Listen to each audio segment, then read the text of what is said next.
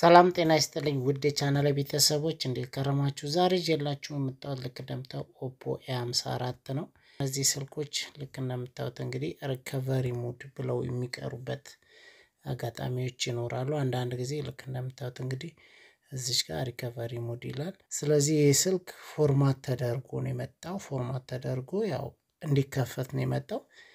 በእርግጥ እኔ ለመጀመሪያ ጊዜ ሳያት ትንሽ ግር ብሎኛል፣ ግራ ገባኝ። ቋንቋ መረጥኩለት። ከዛ በቃ ኔክስት ላለው ብዬ ነው ያሰብኩት። ወይ ፎርማት ተደርጎ ያው መጨረሻ ላይ ይከፈታል ወይም ኤፍአርፒም ካለው ከፍተዋለሁ ብዬ ነበር ያሰብኩት።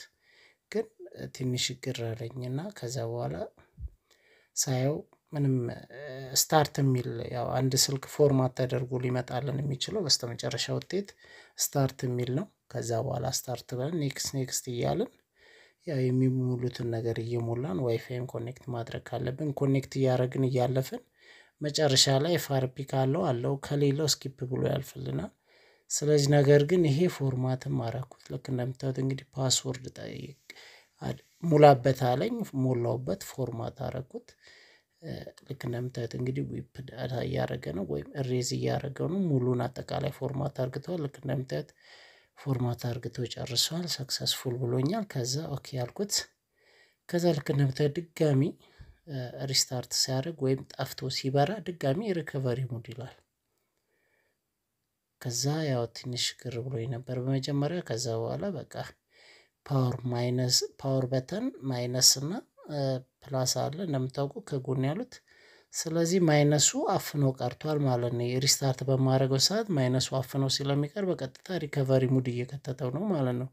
ስለዚህ በቀጥታ ስልኩን ወደ መፍታት ሄድኩኝ። ምናልባት እንደዚህ አይነት ችግር ለመጀመሪያ ጊዜ ገጥሟችሁ ግር እንዳይላችሁ ነው ይሄን ቪዲዮ የሰራሁት። ልክ እንደምታዩት እንግዲህ ያው ፈታትቼዋለሁ። ሰዓት ላለመፍጨት እንግዲህ ፈታትቼው አዘጋጅቼው ነው ቪዲዮ የቀረጽኩላችሁ።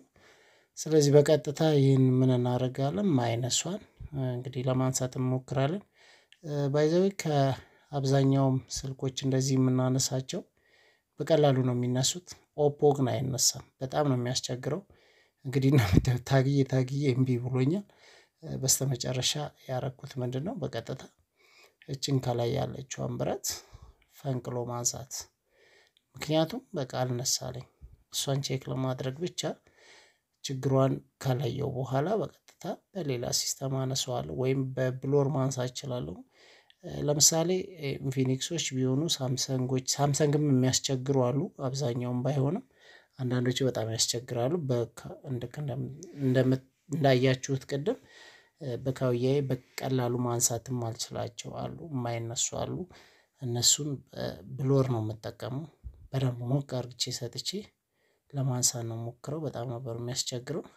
በቀጥታ ልክ እንደምታዩት ሪከቨሪ ሙድ የሚለው ጠፍቷል። እሱን ሳነሳለት ሾርት አርግቶ ነበር ማለት ነው። በቀጥታ ስልኩ እንደምታዩት ወደ መክፈትና ስታርት በተን ኔክስት መጥቶልኛል።